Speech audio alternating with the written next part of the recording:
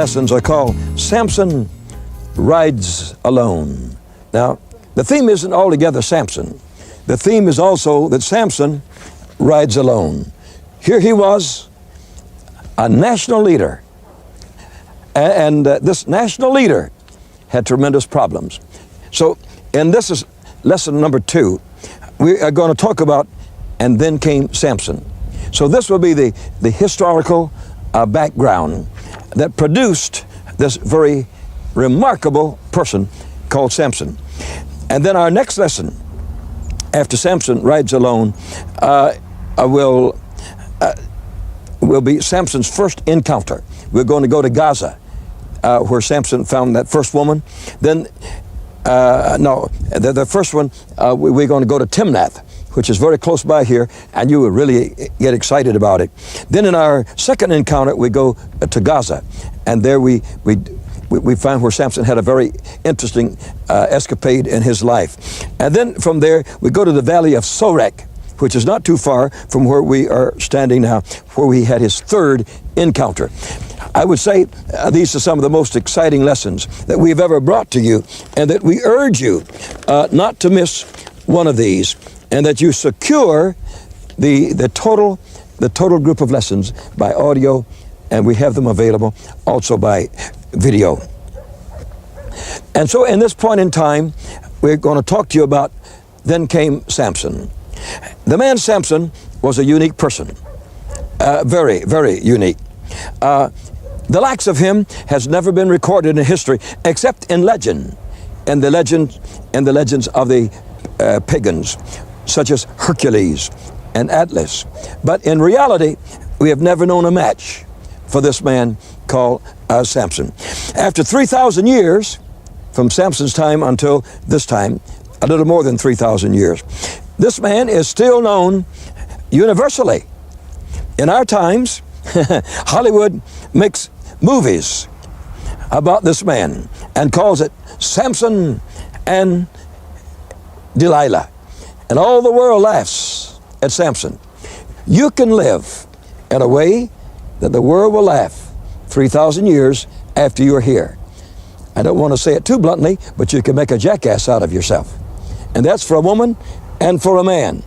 You can spoil a very beautiful life if you live recklessly and you don't live circumspectly as God wants you to live. Not only movies made of this man, but strong men are called Samson. Man, he's the strongest Samson. And so we compare strength with this man Samson. And then commercial goods are named after him, such as the Samsonite chair. And all over this land in auditoriums, they have folding chairs made by Samsonite people.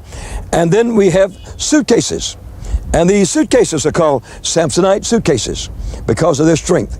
And so here's a man that 3,000 years later, the world is very conscious of him. His reputation as the world's strongest man globally, whether it's in the Orient or wherever you might go, they know about this man Samson. That's very remarkable. A strong man could have been born in China, or could have been born in India or Japan, and maybe the world would never have heard of him. Here was a man born where I'm standing.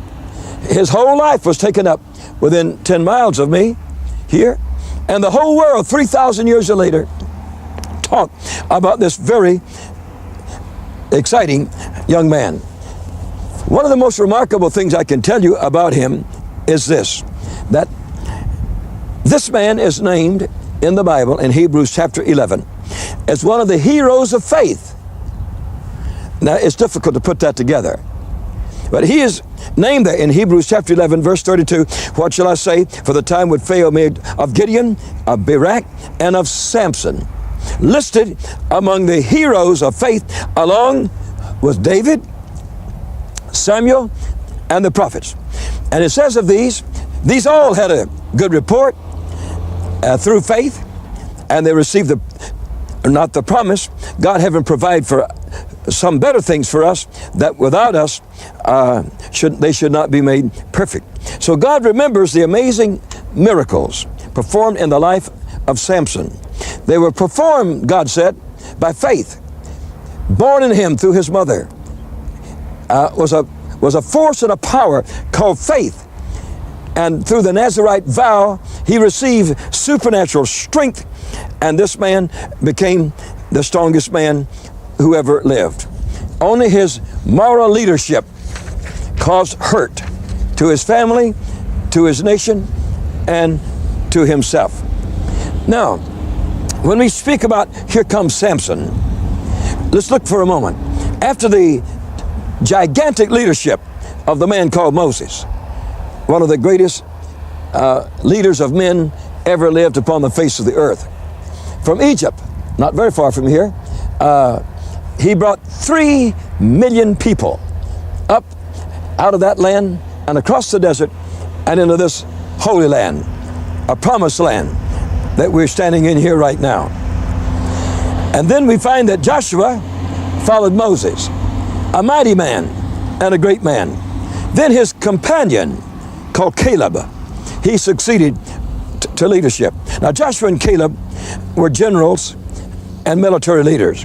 When they passed off the scene, Israel seemed to have no one who could remember, crossing the Red Sea, coming up out of Egypt, following Moses through the desert, and their first sight of seeing this glorious land.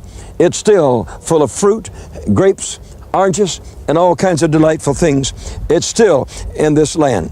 The people that lived in Samson's day, called the Israelites, the Israelis, they were born in the desert.